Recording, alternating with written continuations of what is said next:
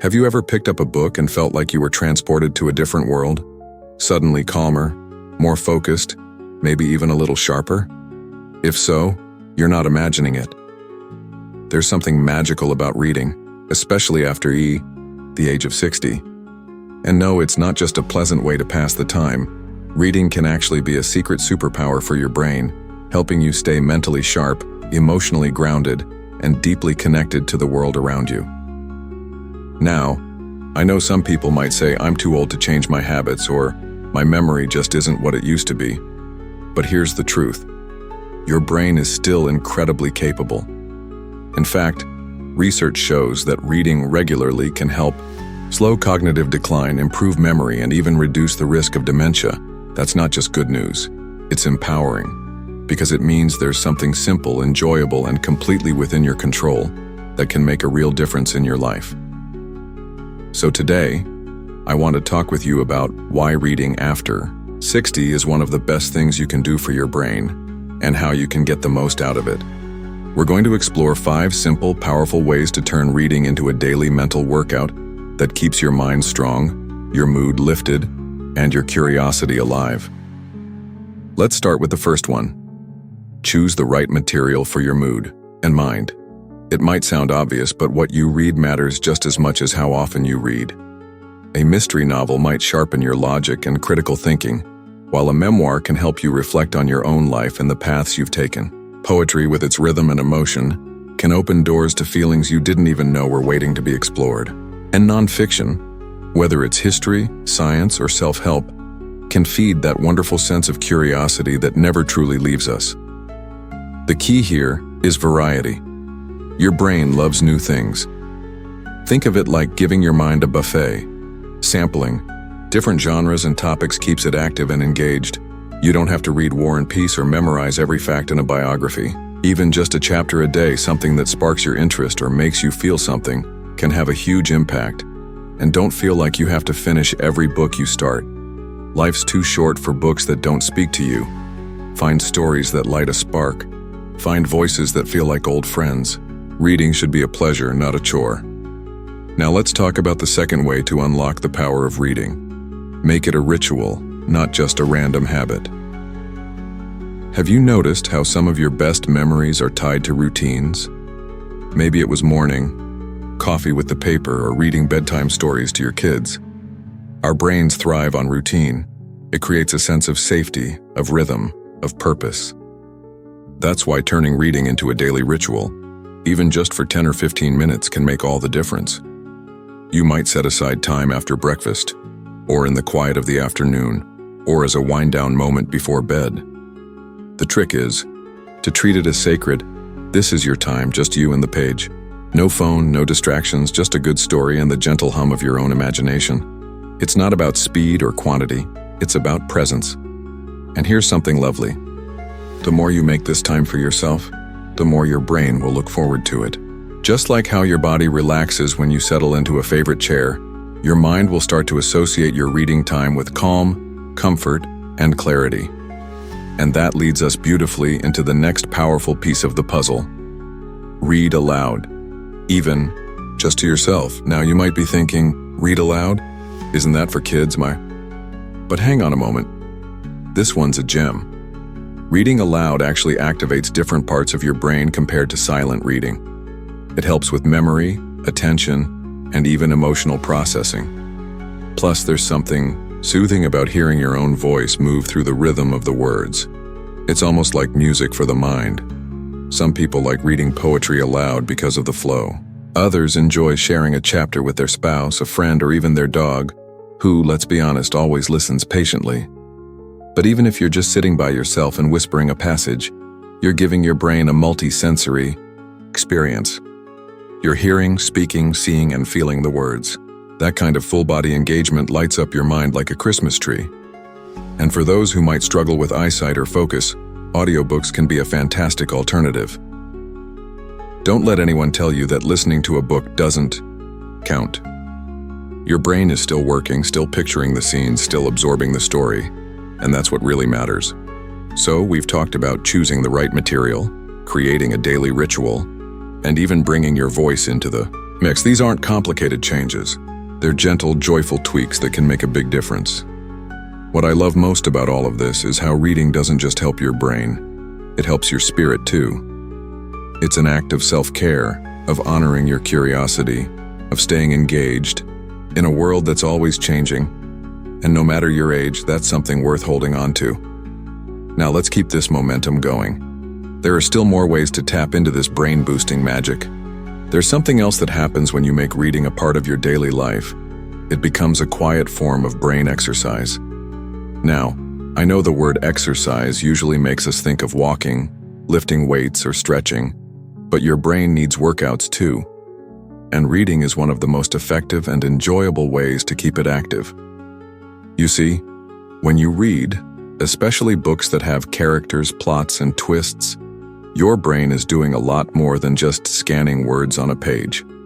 It's imagining scenes, remembering details, solving little puzzles, and making connections. And that kind of mental stimulation is gold for cognitive health. It's like feeding your mind a steady stream of vitamins, except instead of pills, you're using stories, ideas, and words. Think about it like this. When you read a mystery novel and try to guess who did it, you're using logic and memory. When you read historical fiction, your brain is drawing on what you already know about the past and comparing it with what you're learning. Even when you read a simple poem, you're processing rhythm, emotion, and deeper meaning. These small, regular challenges help build what's called cognitive reserve, basically your brain's backup system. And the more of that you have, the better you're protected against age-related memory decline. And here's something else I want to mention. Reading doesn't have to be a solo activity. In fact, turning reading into a social experience can make it even more powerful. Joining a book club, for instance, is a fantastic way to stay mentally sharp and socially connected at the same time. Think of it as a double dose of health for your brain. You get to talk, laugh, share ideas, and listen to different perspectives, which is incredibly enriching. Even if you're not into formal groups, just chatting with a friend or family member about a book you're reading can create meaningful connection. You might be surprised at how deep and delightful those conversations can become. Reading something thought-provoking and then discussing it can help you see things from a new angle. That back and forth of ideas keeps your mind flexible and your memory active. It's like doing mental yoga. And don't worry if you feel like you're a slow reader or haven't picked up a book in a while. That doesn't matter one bit. There's no speed limit here. This is about enjoyment, not performance. Every page you read, every chapter you complete, it all adds up and benefits your mind in real, lasting ways. Now let's talk about variety. Just like your body needs different types of movement, stretching, walking, strength training, your brain also thrives on variety. Switching up your reading material from time to time is a great way to engage different parts of your brain. Try mixing fiction with nonfiction, a lighthearted memoir with a complex thriller, or even poetry with practical guides. It all works together to keep your brain balanced and curious. For example, one week you might read a cozy mystery and the next, a book about travel or nature. Or maybe you've always wanted to learn about a certain topic, gardening, philosophy, or even astronomy. Dive into that. Reading gives you the chance to become a lifelong learner, which is one of the most powerful things you can do to stay mentally youthful. And here's something else worth remembering. You don't have to stick to printed books. Audiobooks and e-readers count too. In fact, listening to audiobooks can light up different areas of the brain compared to reading print. It's still active listening, still full of imagination and mental processing. So, if you prefer listening, while you're walking, cooking, or relaxing, go for it. You're still giving your brain that important stimulation. In fact, many older adults find audiobooks to be a wonderful way to keep reading accessible, even if eyesight isn't what it used to be. And those portable e-readers? They let you adjust text size and lighting, making it easier and more comfortable to read for longer. The key is finding a format that fits your life and feels enjoyable, not like a chore. All of this comes back to one simple idea. Reading is one of the few activities that exercises your mind, soothes your emotions, and opens your world, all at the same time. It's not just about the book itself, but the doors that book opens. It can take you places you've never been, introduce you to people you've never met, and stir memories you thought you'd forgotten. And as you explore those worlds, whether it's through a paperback, a tablet, or a pair of headphones, you're keeping your brain alive with curiosity. That curiosity is one of the most youthful traits you can have. It's the secret to staying mentally agile even as the years go by. So if reading has felt like a small thing, just a hobby you turn to occasionally, I want to invite you to see it in a new light. It's not small at all. It's a superpower you already have, and using it more often is one of the easiest, most enjoyable ways to take care of your brain. Let's keep going with this journey, because there's one more important way reading can truly transform life after 60. And that brings us to something deeply personal, something that matters just as much as brain health: emotional well-being. Reading can be a powerful tool for managing stress, easing loneliness, and even lifting your mood. Life after 60 comes with changes: retirement, shifting social circles, health transitions, and it's completely normal to feel overwhelmed at times. But here's the beautiful part. Books can be a gentle, comforting escape. When you get lost in a story, your mind takes a break from daily worries. Whether it's a heartwarming novel, an inspiring biography, or a humorous tale that makes you smile, reading gives you a moment to breathe. And those moments matter. They help you reset emotionally, just like a good walk or a meaningful chat with a friend. In fact, studies have shown that even just 6 minutes of reading can reduce stress levels by more than 2/3. That's more than listening to music or going for a walk. It's like a quiet little reset button for your nervous system. And it works whether you're reading in the morning with your tea, during a peaceful afternoon break, or at night to wind down before sleep. But reading doesn't just calm your mind, it can uplift it. Books are full of resilience, hope, humor, and wisdom. They remind us that no matter what we're facing, we're not alone. Someone out there has gone through it too, and written about it in a way that makes us feel seen and understood. That connection is deeply healing.